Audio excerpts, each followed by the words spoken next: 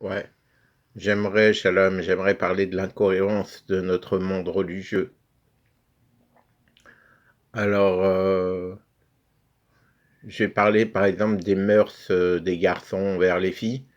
On nous dit que c'est un grave péché en dehors du mariage, les garçons comme les filles. En plus, si la fille elle est nida, ça veut dire qu'elle n'a pas été au mikvé, et donc théoriquement elle peut pas y aller avant d'être mariée, etc. C'est retranchement de l'âme, théoriquement retranchement de l'âme.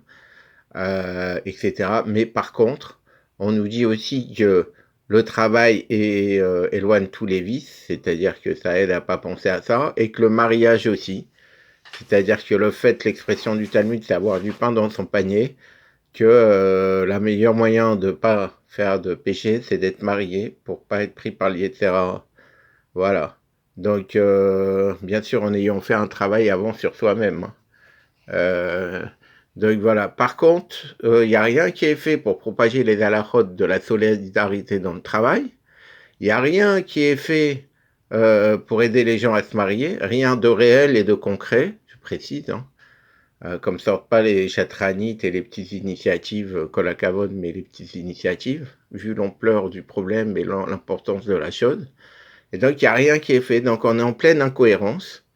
Pareil pour la cache-route, c'est fait comme un business, oui, comme un business exactement, alors que ça devrait être fait comme un truc associatif.